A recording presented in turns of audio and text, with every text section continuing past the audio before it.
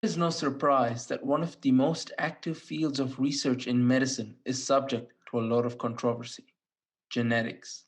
The Nobel Prize in Chemistry 2020 was awarded jointly to Emmanuelle Charpentier and Jennifer Doudna for the development of a method for genome editing. CRISPR-Cas9, also known as genetic scissors, allows you to modify the genomes of organisms by cutting and editing the DNA sequences. Combine this with the research in epigenetics, we now have additional tools to work with the gene expression process in our hands. Harvard Medical School researcher and best-selling book author Professor David Sinclair shares his dream of reversing aging by using DNA transcription factors. However, there are many controversies regarding the use of genetically modified organisms or GMOs in agriculture and food, or germline gene therapies which allow to enhance human beings. But how will CRISPR pave the way into our healthy and youthful utopia? Let's explore.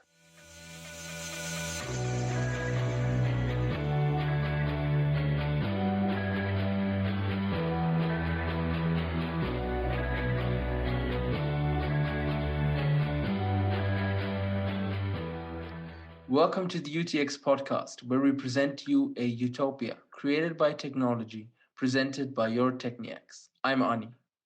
And I'm Valentin, and today we're going to talk about genetic engineering. We will introduce you to the concepts of genetics as well as genetic engineering and then dive into the world of that today. After taking a look at its applications, its relevance and its challenges, we will conclude the episode with our signature Utopian day of the Techniax in the life. Let's dive into it. So let's start with clearing some nomenclature. Genomics refers to the study of the structure, function, evolution, mapping, and editing of genomes, the genetic materials of organisms. Genomics is applied to the identification, study, tracking, and treatment of diseases and for the creation of high efficacy, precise, and sometimes personalized medicine. Now, genetic engineering refers to the manipulation of an organism's genes by cutting or inserting strings of DNA or RNA to create a genetically modified organism or GMO. DNA can either be obtained by artificially synthesizing it or by copying it from an organism using recombinant DNA methods. Now, we mentioned DNA and RNA. RNA, or ribonucleic acid, is a molecule that is essential in various biological roles, such as coding, decoding, regulation, and expression of genes. DNA, on the other hand, stands for deoxyribonucleic acids and carries genetic instructions for the development, functioning, growth, and reproduction of all known organisms and many viruses. So think of DNA as the random access memory, the RAM, and RNA as the central processing unit, the CPU. And interesting, the fields of stem cell research and even cloning are a part of genetic engineering and are also very closely related. So let's go a bit closer into genetics because we need to understand some things in order to get us to the medical applications of it. Let's start very, very basic. In a cell, the so-called cell nucleus is a membrane-wrapped substructure of that cell. It contains most of the cell's genetic material or genome. Now, we know that nucleic acids are one of the four major macromolecules that are vital for all life, the other three being lipids, proteins, and carbohydrates. Nucleic acids consist of long strands of organic molecules called nucleotides, and we know two types of them: DNA and RNA. On the one hand, there is DNA, which, as mentioned, is deoxyribonucleic acid. It consists of two nucleotide strands and forms a helix, which is packaged together by histone proteins as part of chromatins to form chromosomes. Each nucleotide of the nucleotide chain is built of one of four different molecules. These are either cytosine, guanine, adenine, or thymine. Deoxyribose sugar, remember the name, and a phosphate group. DNA contains the genetic instructions for the development and reproduction of all known organisms, as well as many viruses. RNA, as we know, stands for ribonucleic acid, and it consists of a single nucleotide strand. Now, in comparison to DNA, RNA nucleotide chains are made up of adenine, guanine, and cytosine as well, but with uracil instead of thymine. So, RNA supports the process of coding, decoding, expression, and regulation of genes, and it directs the synthesis of proteins. Why are genes interesting to us? Because they are the fundamental units that enable inheritance.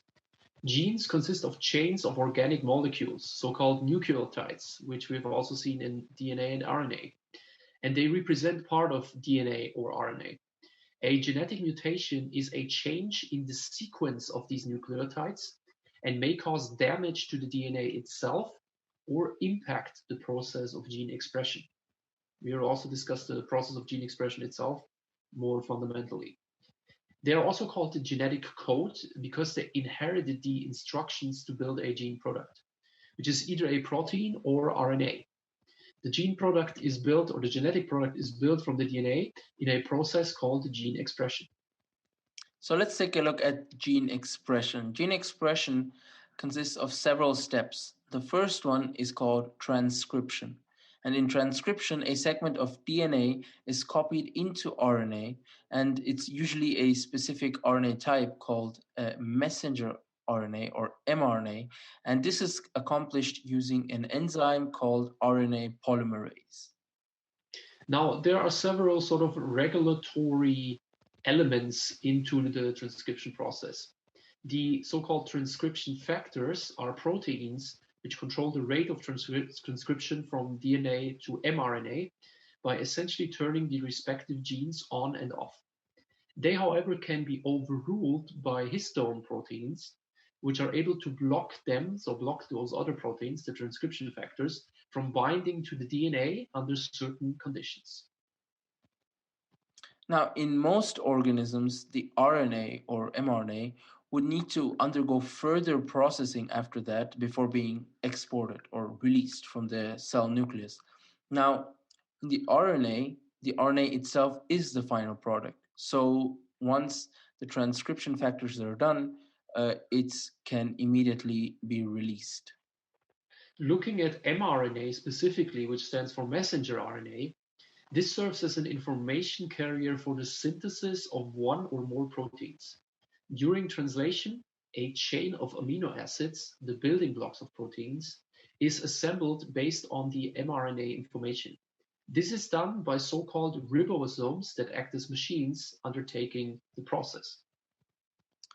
Now, the result of this translation is an unfolded chain of amino acids. And as you mentioned before, a chain of amino acids together create proteins. So this next step called protein folding involves the unfolded chain of amino acids folding into a three-dimensional structure. And thus they create a protein. Next to genetics, there is also epigenetics. And epigenetics refers to the changes in the gene expression process, which happens by sort of marking the DNA without changing the underlying DNA sequence, but changing the way that cells use the DNA's instructions. The epigenome is made up of a multitude of chemicals and proteins which are able to attach to the DNA and direct the process of reading the genome or genetic code to the cells, such as by controlling if genes are turned on or off. Histone modification, which occurs during transcription as well as during DNA methylation, plays a major part in epigenetics. According to newer research, aging is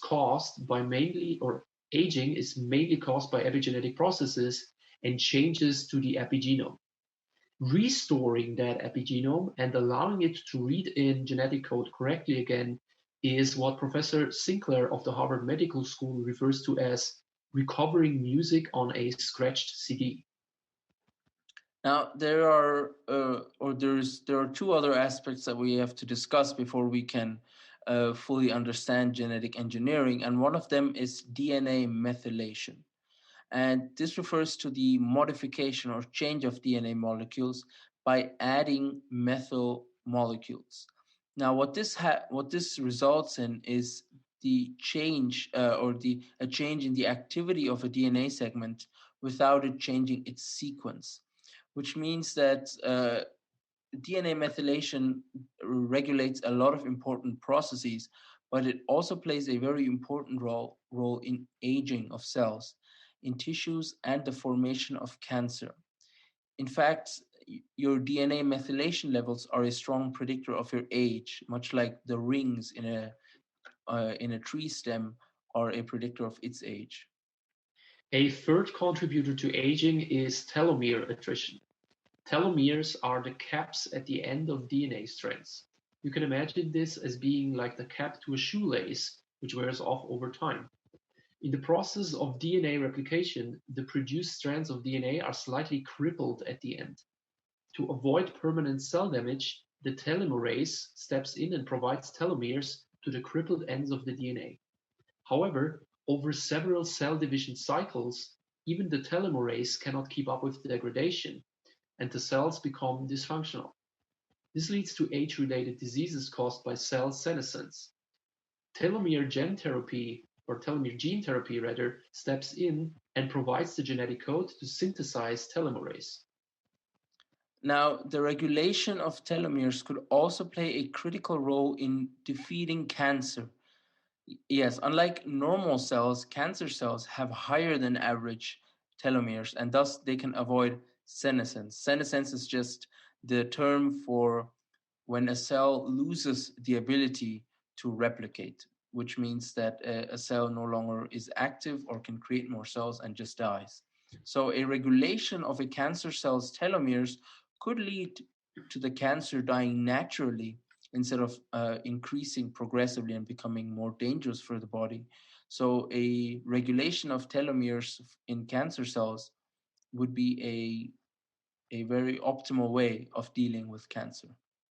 So as always, this was the beginning, which was rather heavy loaded. We now move on into looking at the current state of the industry and where all these beautiful terms and concepts can be applied to different fields and different industries. The global genomics market in 2019 was estimated to be somewhere between 17 and 19 billion, so quite significant already. Anticipated growth is anywhere between 8% and 20% annually until 2027. So double-digit growth is possible and expected. The big one is non-invasive cancer screening. It's a major driver for growth. With an optimistic growth scenario, so speaking of 20% growth, the market would grow to more than $82 billion in 2027. So still less than, for instance, the fintech market size today, but very, very decent and very, very big market. So let's take a look at the application areas of gene editing.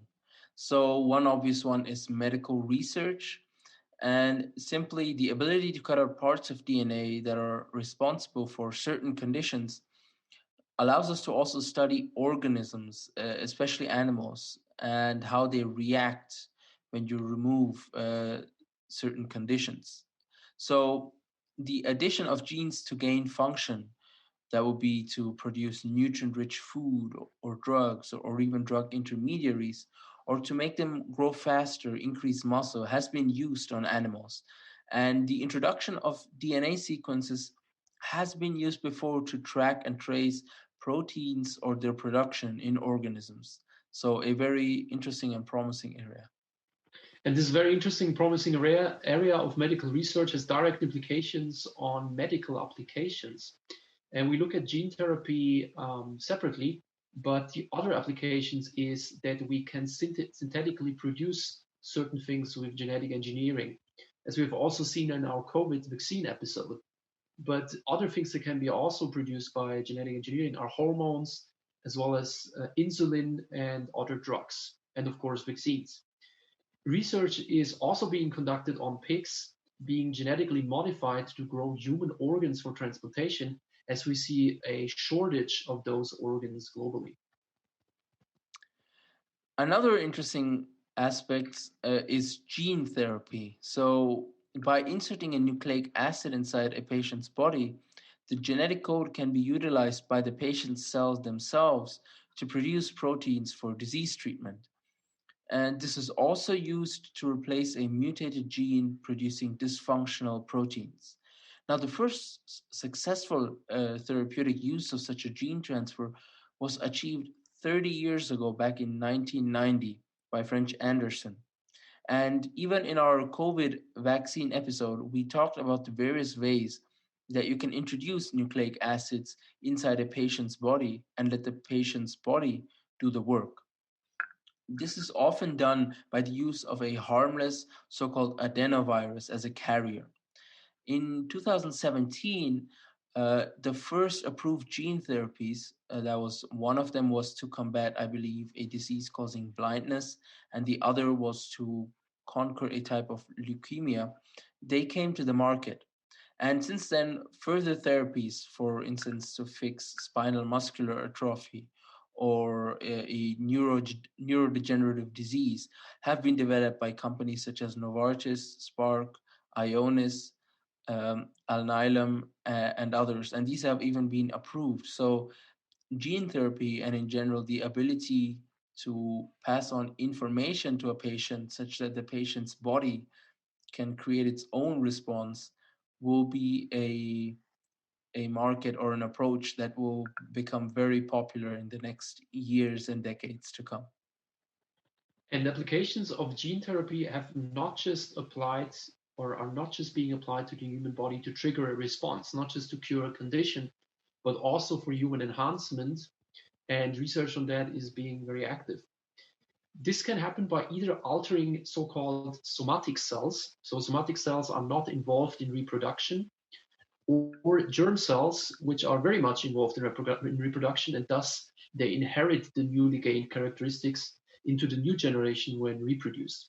However, germline engineering, as it is also called, is a very controversial matter, as we will also discuss later in the challenges, and has been forbidden in 40 countries as for now, including the United States. And in industrial applications, genetics is used in the manufacturing process of chemicals such as laundry detergents, and they've even been considered in the creation of biofuels and as supportive chemicals in the production process of food, such as cheeses. So, further use cases are being researched and developed as we speak. All of this sounds very exciting, but once it actually is applied to an area in life, people become a little bit suspicious about what's happening. And we see that in food, one of the first areas where genetically modified objects have really been a matter of public debate. And in this case, we talk about genetically modified crops, which are used in agriculture. The concerns are related to the impact of genetically modified objects or GMO on food safety and human health. Genetic modification is usually introduced to make the plants insect resistant or herbicide tolerant. So far, the scientific consensus is that GM foods are harmless, yet the public discourse about it remains. And there are applications even beyond these that we possibly couldn't cover in one episode. One of them being, for instance, the way some researchers are considering or have even done in first test runs to defeat malaria. That is by editing, by genetically engineering mosquitoes that will only create offspring that is not fertile, thus killing out any future generations of mosquito and thus malaria transfers. Others have even considered using genetic engineering to knock out certain genes in mosquitoes to make them resistant to malaria so that they don't carry the disease. So there are many interesting applications beyond just what concerns human health, but also health for all living beings in the animal kingdom. So gene editing will definitely be a topic that will quietly but fastly grow in the coming years. And speaking of growth, let's look at why this is relevant. Now, one word that is thrown around a lot is CRISPR, And we're here to set you straight on what it means. So CRISPR stands for clustered, regularly interspaced, short palindromic repeats. And it basically refers to DNA sequence which show specific molecule repetitions in their structures. And these sequences can be found in the genomes of organisms like bacteria.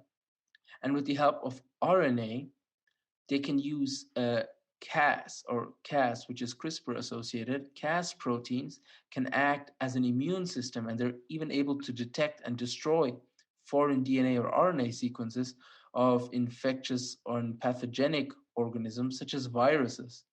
So Cas9 are enzymes that use CRISPR sequences as a guidance to cut out pathogenic sequences that are complementary to the CRISPR sequences. As we mentioned before, the 2020 Nobel Prize in Chemistry was awarded to Emmanuelle Charpentier and Jennifer Doudna for finding the CRISPR-Cas9 gene editing technique, which has been named genetic scissors. And CRISPR gene editing was able to correct genetic defects in vivo. In vivo means in the living organism itself. It's been able to correct genetic defects by targeting and replacing the faulty sequence of the gene only instead of the entire gene. So you're just replacing the faulty sequence, not the entire sequence. And this makes CRISPR gene editing highly precise but very cheap to do. And this is why CRISPR is one of the major technologies being researched on and debated on right now. So it's a really hot topic. And it might majorly contribute to medical and biological research, the development of biotechnology and agricultural products, as well as disease modeling and disease eradication. For instance, of the HIV virus by targeting and destroying its RNA in upcoming years. And in 2019, researchers were able to use CRISPR to manipulate a cell to output a particular protein based on an RNA input that could detect pathogens and start an immune response against them. And researchers from the ETH Zurich, and this is actually an example that we've talked about in our previous episode on biological computers, they've built the first dual core processor cell computer that is integrated into a cell using CRISPR-Cas9 from two different bacteria to regulate gene expression based on RNA input. So such a cell computer would be able to detect biological signals in the human body and process and respond to them. So this is very exciting.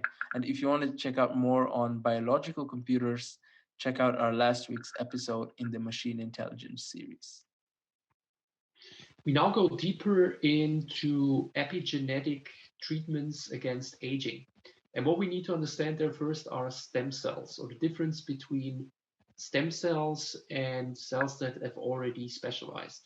So stem cells are undifferentiated, meaning they are yet to differentiate or specialize into a particular cell type. Cell potency describes a cell's ability to differentiate into other cell types. So pluripotent cells are able to differentiate into several cell types, including blood cells, muscle, lung, or nerve cells. The Japanese stem cell researcher Shinya Yamanaka earned the Nobel Prize for creating pluripotent stem cells out of non-pluripotent cells, essentially reprogramming those non-pluripotent cells to become differentiatable. He did so by inducing genes and these so-called transcription factors that we've met before, which were called afterwards as the Yamanaka factors, into those cells. So he really made them so-called induced pluripotent stem cells because the pluripotency was induced based on these transcription factors. And to mention another influential scientist is Professor David Sinclair from the Harvard Medical School. He released a book 2 years ago called Lifespan: Why We Age and Why We Don't Have to. And it's been a well-received book, and we absolutely recommend that you read it. And he states that there are 5 main reasons why we age: DNA methylation, which we heard about before; epigenome alterations; loss of healthy protein maintenance, that is the loss of proteostasis; exhaustion of stem cells; and the production of inflammatory molecules. And in his latest research, he focuses on the epigenome part of aging and how chronic diseases and aging relate to each other. And he did this by researching on mice and human skin cells. And by injecting three Yamanaka transcription factors into the retina of mice, Sinclair and his team were actually able to rejuvenate the mice vision. And after treating the entire body of a mouse for over a year with just three factors, they found that the factors effectively made the mouse's cell younger without affecting their identity. Sinclair said that they will repeat the study to get reproducible results, especially regarding the question if this epigenetic reprogramming technique can actually increase lifespan.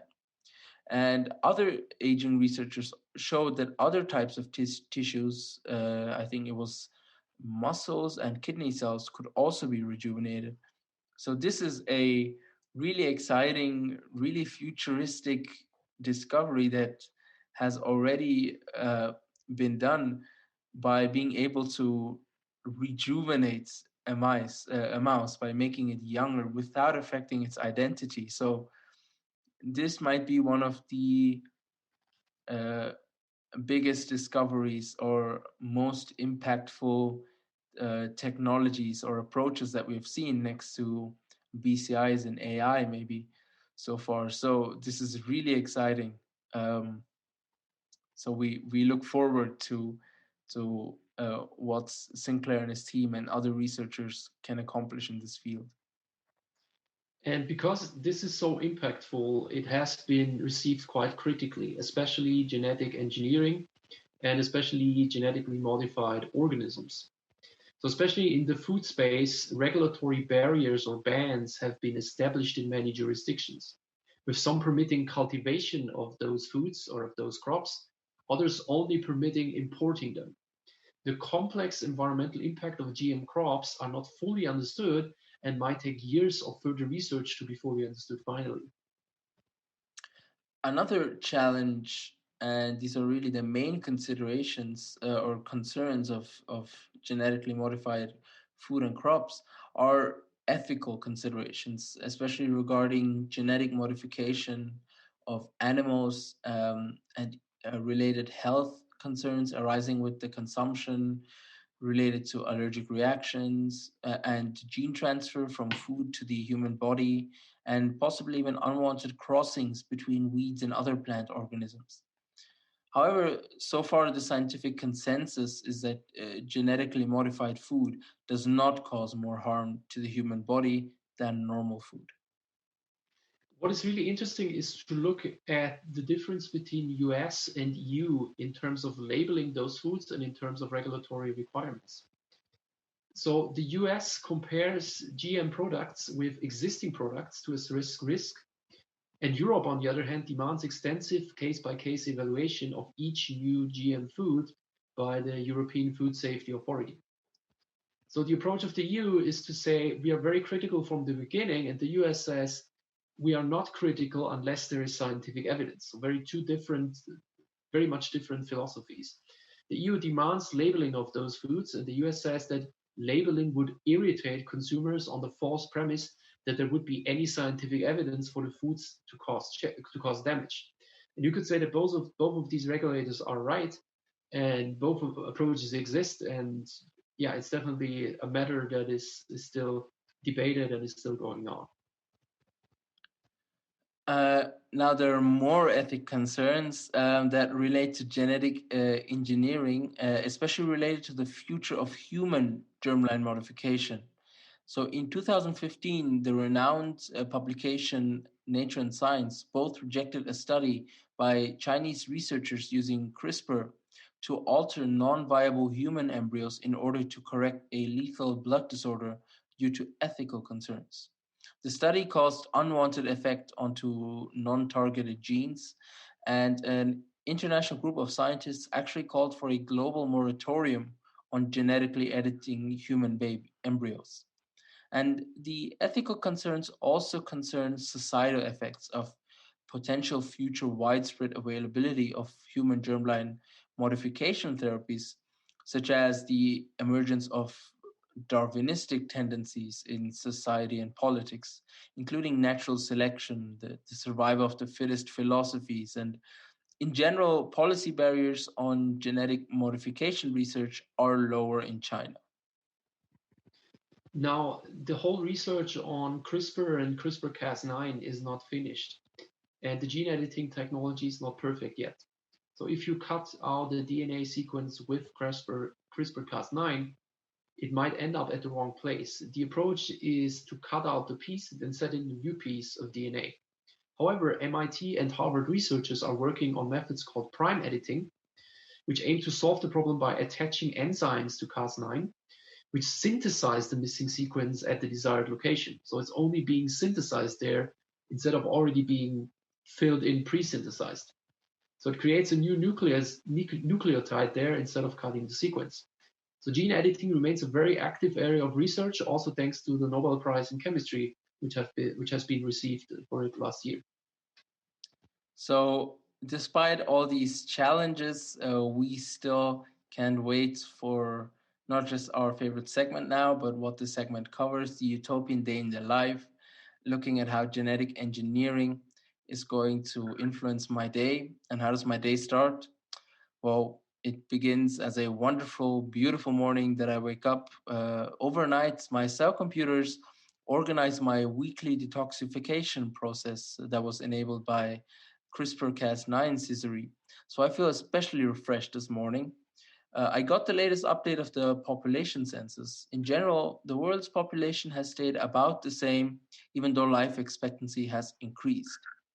People rarely have more than one child as they want to raise it under the best conditions possible, and they do not need offspring to boost their ego or find a purpose in life. And this is also why enhanced genetic germ therapies were not developed further, because there was simply no major demand.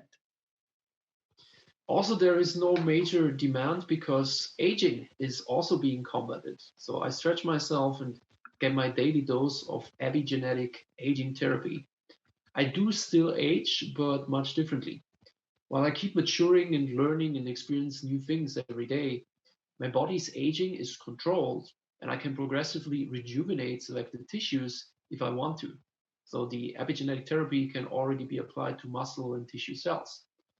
I do, however, check the news and figure out that researchers are working on also restoring skin cells, so you could also look younger by restoring those cells to a previous state. This also sounds very exciting. Now, over lunch, I leave a bit earlier, but I continue working in the autonomous vehicle on the way to the hospital.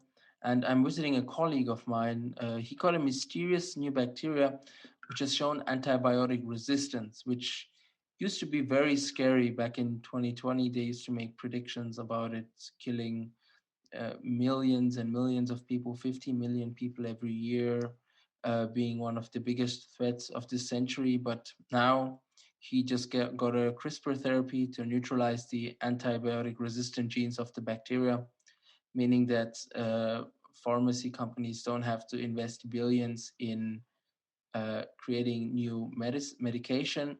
All they can now do is focus on more useful things, and so antibiotic resistance is a thing of the past. One of the useful things is food. I do have some dinner now, and it will include a fine piece of steak. Needless to say that the ways that we produce and synthesize food have changed massively. The meat that I eat is genetically modified, in fact, fully lab grown. The taste is sensational. It's been engineered very well. Most use cases for animal keeping, livestock breeding, and also animal research are over. There's just no need for those because we simply grow stem cells and we use genetic information and genetically modified cells in bacteria to let the meat and other objects, organisms grow in there. And we use artificial organisms for almost everything we need. Yeah, and there's really no more animal suffering or any such thing. Everybody can have a piece of meat entirely environmentally free. I even heard they enhanced certain genes in plankton, and have now spread this new variant, and it is consuming carbon dioxide and producing a lot of oxygen. And we've actually reached all our climate targets, and climate change looks like something that will be in the textbooks and will be gone. So as I settle down to watch the evening news, I find out that unfortunately there were some new viruses and bacteria that appear here and there, but our genomic capabilities have allowed us to track them immediately and eradicate them quickly using AI as well as gene editing capabilities. So the reason they come in the news is because it is so rare. People reminisce back to the time when uh, a single virus would cause entire lockdowns and economic distress. CRISPR-Cas9 editing now also makes treatment of any genetically caused disease simple and cheap. It can cure anything from cancer to heart disease, and I just enjoy my utopian day in the life, and I retire to bed happy, looking forward to the next utopian day in the life. And if you've enjoyed this utopian day in the Techniax life, definitely subscribe to us on YouTube, follow to us on Spotify or on Medium or in any other of the major podcast platforms, however you prefer to consume your media content. Episode 15 of the UTX podcast will be on smart materials, programmable matter, and 4D printing. Very exciting to see the future of manufacturing and engineering. You will definitely not regret also watching and consuming this one. UTX has also started to release the content that we create into more bite-sized and manageable chunks for you. You can find uh, interesting facts and quotes and listic items pulled from our episodes in Instagram as form of the new UTX clips that we upload every day at 4 p.m. Central European Time. Um, for more content, follow us on Instagram, on Twitter, Facebook, all major social media platforms. And as always, stay utopian. Your Techniax.